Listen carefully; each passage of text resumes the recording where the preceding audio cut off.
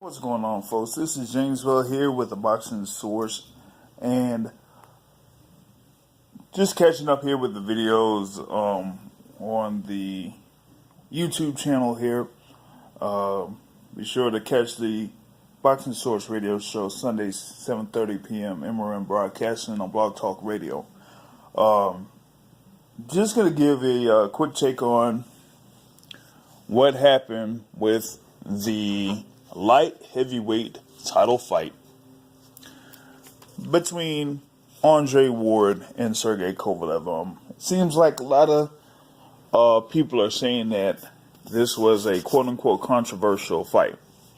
Now, over the past few weeks, previewing this matchup between Andre Ward and Sergey Kovalev, I've kind of like offered a couple of backstories within what has been going on in the promotion of this fight and how, Andre Ward has been viewed and kind of like shown as this quote-unquote bad guy, quote-unquote enemy, and how his image kind of contradicts all of that. But there have been columnists, there have been promoters that have tried to make it so that Andre Ward is, basically the bad guy. They kind of like try to make him be like the quote-unquote Floyd Mayweather in this particular fight, to, be the bad guy while Kovalev is a good guy, and Ward wearing the black hat while, Kovalev wears the so-called white hat. But like I've said over the, past few weeks or so, I've said that, in that particular fight, I was rooting for Andre Ward more so than I really ever have rooted for anybody in this, in any particular fight, because of not only how, some of these columnists and promoters have treated Andre Ward, but, also how,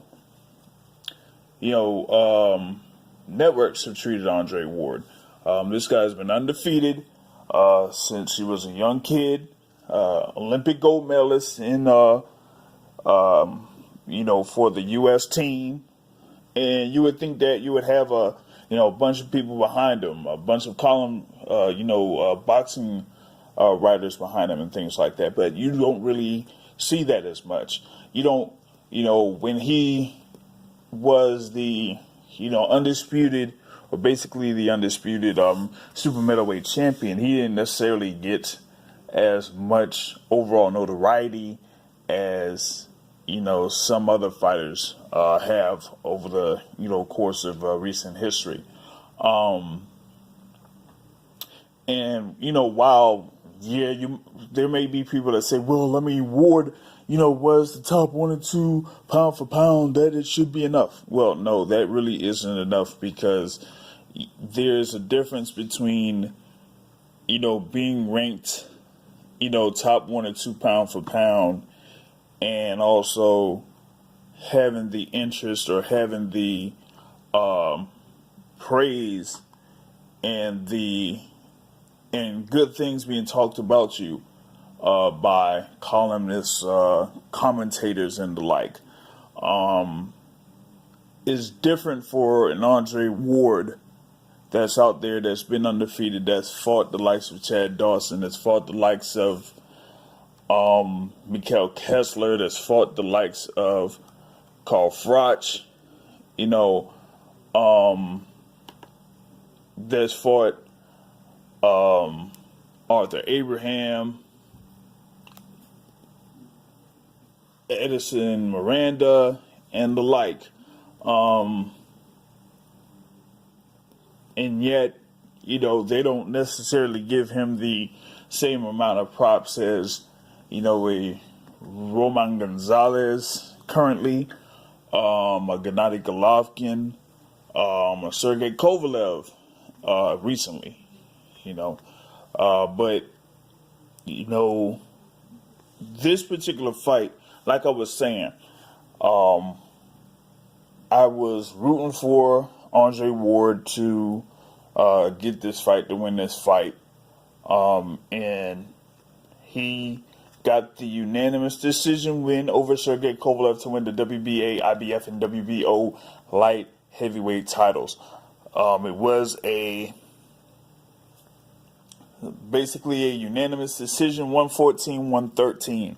And looking over the fight twice, first initially I had it like 114-113, and looked at it again and pretty much had the same score.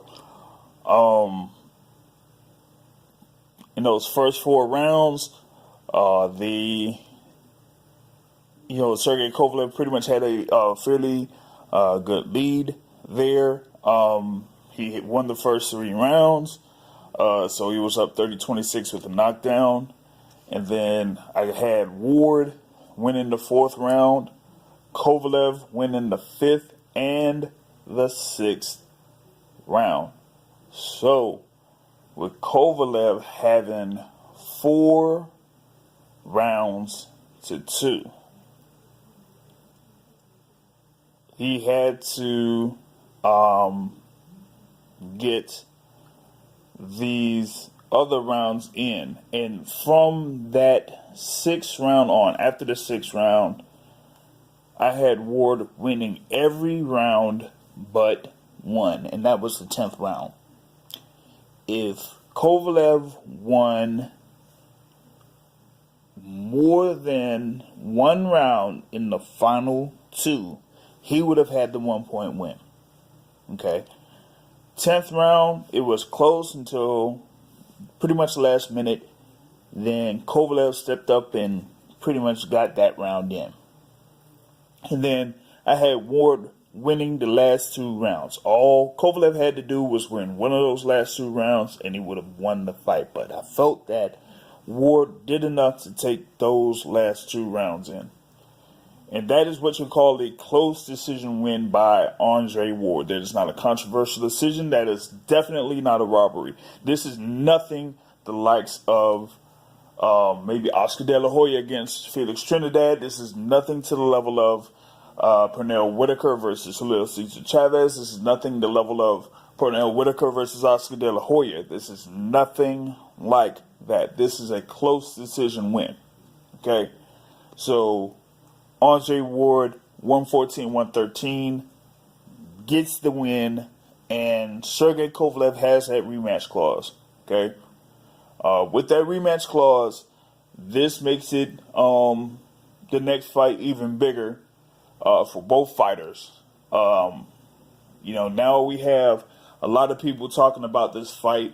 That initially didn't have as much buzz before, but after what has happened, people are still talking about it. We're coming up towards a week since the fight happened. It's still being discussed.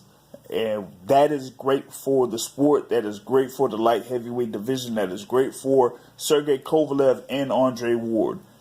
Why? Because now people who really haven't followed boxing that much now want to find out who Sergey Kovalev is. They want to find out a little bit more about what Andre Ward is all about. And so when this next fight comes up on HBO pay-per-view, whatever numbers they have here on the first fight, they'll be able to recoup it in the next fight. So y'all look forward to the second fight between Andre Ward and Sergey Kovalev for the light heavyweight titles. And like I said, once again, not a controversy, close decision. It's a 1-point win. Okay? Nobody, and I mean nobody, won 8 rounds in this fight. You can't really see that. No 8-round wins by anybody. Like I said, Ward got 7, Kovalev got 5. Kovalev got that knockdown to give him that extra point. So 114-113, Andre Ward, light heavyweight champion. We'll see what happens in the next fight, and look for me to talk about it a little bit more on the show on Sunday night, with also the results of the Vasyl Lomachenko Nicholas Walters fight that's happening on Saturday night. All right? Check y'all later.